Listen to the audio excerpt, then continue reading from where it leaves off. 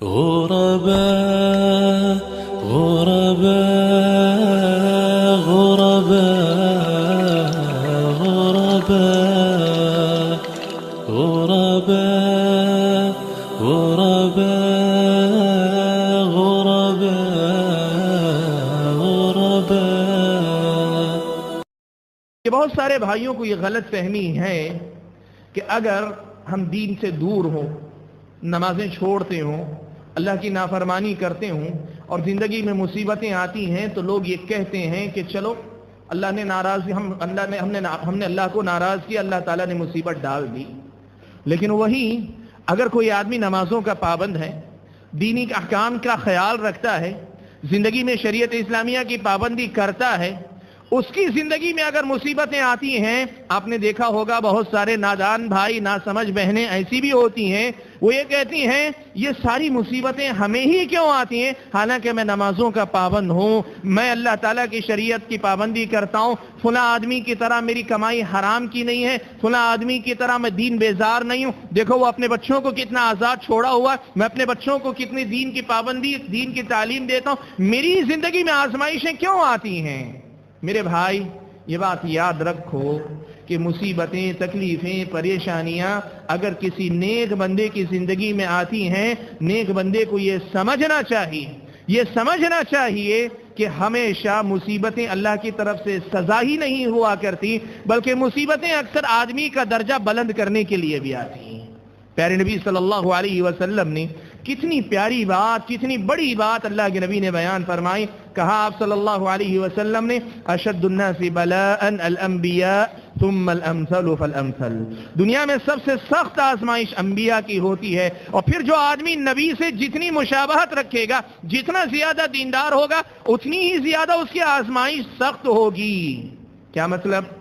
زندگی میں اگر مصیبت آ رہی ہے، تکلیف آ رہی ہے، تو اس حقیقت کو یاد رکھو، اس پہ شکوہ و شکایت کرنے کے بجائے مومن کے دماغ سے اگر سوچو اور مومن کی نظر سے اگر دیکھو، یہ اللہ تعالیٰ سے قریب ہونے کا ایک موقع ہے.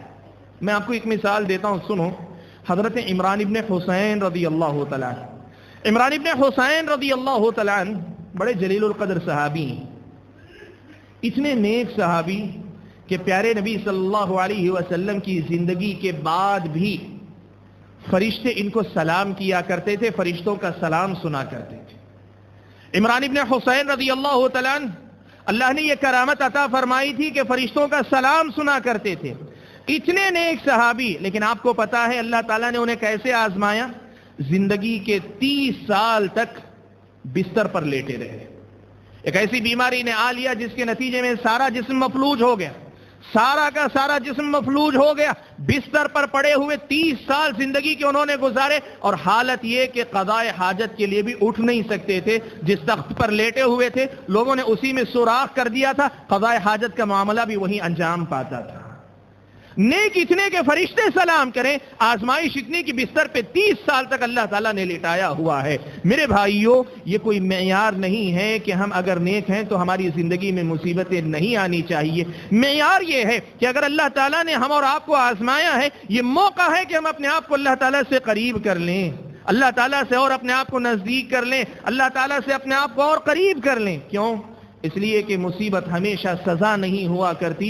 مصیبتیں، مشکلات، تکلیفیں اکثر آدمی کے درجات بلند کرنے کا باعث بنا کرتی ہیں. اس حقیقت کو ہمیشہ یاد رکھو. اور میرے بھائیوں، زندگی میں اس حقیقت کو یاد رکھو، اللہ تعالیٰ نے اگر مجھ کو اور آپ کو آزمایا، کسی بھی سطح پہ آزمایا ہو، فرد کی حیثیت سے، ایک گھر کی حیثیت سے، عائلی زندگی کے اندر، ایک قبیلے کے اندر، ایک بستی محلے کے اندر، یا بحیثیت قوم پوری قوم کو آزمایا ہے، اس حقیقت کو یاد رکھو کہ یہ آزمائش ایمان کے لیے ضروری ہے. اللہ تعالیٰ آزماتے ہیں، اللہ تعالیٰ کا یہ دستور ہے، یہ قانون ہے کہ اللہ تعالیٰ لوگوں کو آزماتے ہیں. میں نے حمد و صلات کے بعد جو آیت کریمہ آپ حضرات کے سامنے پڑھی، سورہ عنکبوت کی ابتدائی آیت میں اللہ تعالیٰ نے یہی بات بیان فرمائی. کہا احسب الناس ان يتركوا ان يقولوا آمنا وهم لا يفتنون. کیا لوگوں نے یہ سمجھ رکھا ہے کہ اگر وہ کہیں گے کہ ہم ایمان لے آئے تو ان کو چھوڑ دیا جائے گا اور انہیں آزمایا نہیں جائے گا؟ لوگوں نے یہ سمجھا ہے کہ ہم اگر کہہ دیں کہ ایمان لائے تو ہم کو چھوڑ دیا جائے گا، ہمیں آزمایا نہیں جائے گا. اللہ تعالیٰ نے یہ حقیقت بیان فرمائی، اگر کوئی ایسا سوچتا ہے، ایسا سمجھتا ہے، اس کا سوچنا، اس کا سمجھنا غلط ہے۔ وَلَقَدْ فَتَنَّا الَّذِينَ مِن قَبْلِهِمْ، اللہ تعالیٰ نے کہا دیکھو تم سے پہلے جتنے بھی ایمان والے ہوئے ہم نے ان کو آزمایا ضرور ہے۔ جب تم سے پہلے والے لوگوں کو ان کے ایمان کی وجہ سے آزمایا گیا ہے تو تمہیں نہیں آزمایا جائے گا؟ تمہاری زندگی میں آزمائش نہیں آئے گی؟ فَلَيَعْلَمَنَّ اللَّهُ الَّذِينَ صَدَقُوا وَلَيَعْلَمَنَّ الْكَاذِبِينَ، اللہ تبارک و تعالی دیکھنا چاہتے ہیں۔ زبان سے تم نے کہا ہم اللہ کے بندے ہیں، اللہ دیکھنا چاہتے ہیں کہ آزمائش کے وقت میں بھی بندگی کے تقاضے پورے کرتے ہو کہ نہیں کرتے ہو۔ تم کہتے ہو ہم نبی کے امتی ہیں، اللہ تعالیٰ دیکھنا چاہتے ہیں مصیبتوں میں نبی کی سنت کا خیال رکھتا ہے، نبی کی اتباع کو تم ذہن میں رکھتے ہو، نبی کے احکام کی پیروی کرنے کا خیال رکھتے ہو کہ نہیں رکھتے ہو؟ اللہ تعالیٰ آزمانا چاہتے ہیں۔ تم کہتے ہو ہم مسلمان ہیں، ہم فرما بردار ہیں، اللہ تعالیٰ دیکھنا چاہتے ہیں کہ تم موافق حالات میں تو مسلمان ہو، نہ موافق حالات میں تمہارا اسلام کس درجے کا ہے، تم کس درجے کے مسلمان ہو، کیا موافق حالات میں جو دعویٰ ہے نہ موافق حالات میں بھی ویسی ہی بندگی تم کرتے ہو؟ اللہ تعالیٰ یہ دیکھنا چاہتے ہیں۔ فَلَيَعْلَمَنَّ اللَّهُ الَّذِينَ صَدَقُوا وَلَيَعْلَمَنَّ الْكَاذِبِينَ۔ بھائیو، ایمانی زندگی آزمائش کے بغیر ادھوری ہوتی ہے۔ آزمائش سے ایک آدمی کا ایمان مکمل ہوتا ہے، آزمائش سے ایک آدمی کو موقع ملتا ہے کہ وہ اپنے آپ کا جو دعویٰ زبانی ہے اس دعوے کو عملی شکل دے سکے۔ زندگی میں یہ آزمائش ضروری ہے، اور قرآن مجید میں تو اللہ تعالیٰ نے یہ بات بیان فرمائی کہ ام حسبتم ان تدخلوا الجنہ وَلَمَّا يَأْتِكُمْ مَثَلُ الَّذِينَ خَلَوْا مِن قَبْلِكُمْ۔ لوگو، اللہ تعالیٰ نے تمہیں اگر آزمایا ہے، اگر تمہیں آزمایا ہے، تمہاری آزمائش کیا ہے؟ کسی کو اللہ تعالیٰ نے فقر و فاقے میں رکھا ہوگا، کسی کو اللہ نے بیمار کر دیا ہوگا، کسی کو اللہ تعالیٰ نے کسی ذہنی پریشانی میں مبتلا کیا ہوگا، کوئی اپنی اولاد کی طرف سے پریشان ہوگا، کوئی اپنے کاروبار کی طرف سے پریشان ہوگا۔ تمہاری جو بھی پریشانی ہے ذرا بتاؤ تو صحیح، کیا تم وہ آزمائش کے مرحلے، اس آزمائش کے مرحلے سے گزرے ہو جس مرحلے سے تم سے پہلے والے لوگ گزر چکے ہیں؟ ام حسبتم ان تدخلوا الجنہ، کیا تم نے یہ سمجھ رکھا ہے کہ تم ایسے ہی جنت میں چلے جاؤ گے؟ وَلَمَّا يَأْتِكُمْ مَثَلُ الَّذِينَ خَلَوْا مِن قَبْلِكُمْ، حالانکہ ابھی تمہیں ان حالات کا سامنا نہیں کرنا پڑا جن حالات کا تم سے پہلے والے لوگوں کو سامنا کرنا پڑا تھا۔ بھائیو، شکر کرو اللہ تعالیٰ کا کہ اگر ہم آج آزمائش میں ہیں پھر بھی اللہ تعالیٰ نے ہماری ایمانی کمزوری کو ذہن میں، اللہ تعالیٰ نے ہماری ایمانی کمزوری کو کا حساب رکھ کر، ان کا حساب رکھتے ہوئے اللہ تبارک و تعالیٰ نے آزمائش کو بھی بہت ہلکا رکھا ہے۔ سنو، صحیح بخاری کی روایت ہے، حضرت خباب ابن ارت رضی اللہ تعالیٰ عنہ پیارے نبی صلی اللہ علیہ وسلم کے ان صحابہ میں سے ہیں جنہوں نے مکے کے ابتدائی دور میں اسلام قبول کیا۔ آپ کو پتا ہے مکے کے مشرکوں نے صحابہ کو بڑی سخت تکلیفیں دی۔ خباب ابن ارت رضی اللہ تعالیٰ عنہ وہ جلیل القدر صحابی ہیں جنہیں انگارے جلا کر ان کی پیٹھ کو داغا گیا، انگاروں پہ لٹایا گیا۔ مورخین نے لکھا ہے کہ اتنی سخت تکلیف کہ ان کی پیٹھ کی چربی نے انگاروں کو ٹھنڈا کر دیا۔ اتنی سخت تکلیف جھیلنے والے صحابی حضرت خباب ابن ارت رضی اللہ تعالیٰ عنہ اللہ کے نبی صلی اللہ علیہ وسلم کے پاس آتے ہیں۔ مکے کا دور ہے، اللہ کے نبی کعبۃ اللہ سے پیٹھ لگائے بیٹھے ہیں۔ خباب ابن ارت رضی اللہ تعالیٰ عنہ آ کر کہتے ہیں اللہ کے نبی الا تدعو لنا الا تستنصر لنا، اللہ کے نبی آپ ہمارے لیے دعا کیوں نہیں کرتے، آپ ہمارے لیے اللہ تعالیٰ سے مدد کیوں نہیں طلب کرتے؟ تکلیف برداشت سے باہر ہو رہی ہے، پریشانی بہت زیادہ ہے، لوگوں کی طرف سے آزمائش بہت سخت ہو گئی ہے، اللہ کے نبی ہمارے لیے دعا کیوں نہیں کرتے، ہمارے لیے اللہ تعالیٰ سے مدد کیوں نہیں طلب کرتے؟ میرے بھائیو، زندگی میں کیسی ہی مصیبت میں ہو نبی کے اس جواب کو یاد رکھنا۔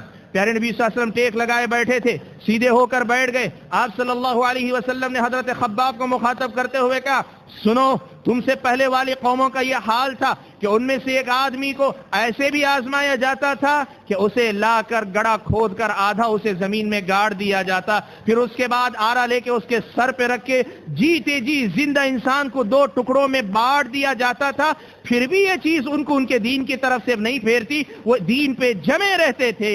یہ بات سنانے کے بعد اللہ کے نبی نے ایک جملہ کہا، بھائیو اسے اپنے دل کے کانوں سے سنو۔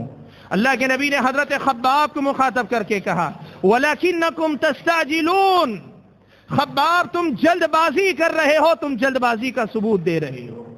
بھائیو، جو انگاروں پہ لیٹ کے آیا ہے نبی اس کو فرماتے ہیں کہ تم جلد بازی کر رہے ہو، میری اور آپ کی زندگی میں ایسی تو کوئی آزمائش نہیں آئی۔ اللہ نے ہماری آزمائش اتنی سخت نہیں رکھی، چھوٹی چھوٹی معمولی معمولی باتیں، بہت بڑا بھی مسئلہ ہو، بیماری ہے، فلاں ہے، فقر و فاقہ ہے، بہت چھوٹی آزمائش ہے، ان مصیبتوں کے مقابلے میں اگر نبی خباب ابن ارت کو کہتے ہیں تستعجلون، تم جلد بازی کر رہے ہو، تو پھر میرا اور آپ کا یہ گھبرانا، یہ بے چین ہو جانا، یہ پریشان ہو جانا، یہ بے قابو ہو جانا، اس کی حیثیت کیا ہے؟ بھائیوں، زندگی کی سچائی کو یاد رکھو کہ اللہ تعالیٰ جو جنت مجھ کو اور آپ کو دینا چاہتے ہیں بہت قیمتی ہے، بہت قیمتی ہے۔ اللہ کے نبی نے کہا الا ان سلعۃ اللہ غالیہ، لوگوں سنو، اللہ تعالیٰ نے جس سامان کا تم سے سودا کیا ہے وہ جنت ہے، اور یہ بڑی قیمتی ہے۔ اتنی قیمتی جنت کو کیا تم ایسے ہی حاصل کر لو گے؟ ام حسبتم ان تدخلوا الجنہ ولما یأتکم مثل الذین خلو من قبلکم، کیا تم نے یہ سمجھ رکھا ہے جنت میں ایسے ہی چلے جاؤ گے؟ حالانکہ ابھی تمہیں ویسے نہیں آزمایا گیا جیسے تم سے پہلے والے لوگوں کو آزمایا گیا تھا۔ میرے بھائیوں، جو بات میں آپ کو بتانا چاہتا ہوں بہت واضح، بہت صاف ہے کہ زندگی میں مصیبتیں، تکلیفیں، پریشانی، مسائل اگر آتے ہیں، یہ زندگی ہے، ان کو لے کر چلو، ان کا سامنا کرو، ہر حال میں اللہ تعالیٰ کی بندگی کا ثبوت دو۔ وہ آدمی اچھا مسلمان نہیں جو موافق حالات میں تو اللہ کی بندگی کرتا ہے لیکن مخالف حالات میں نافرمان ہو جائے۔ اللہ تعالیٰ کا بندہ اچھے وقت میں رہے، برے وقت میں اللہ تعالیٰ کو بھول جائے، یہ اچھا مسلمان نہیں ہے۔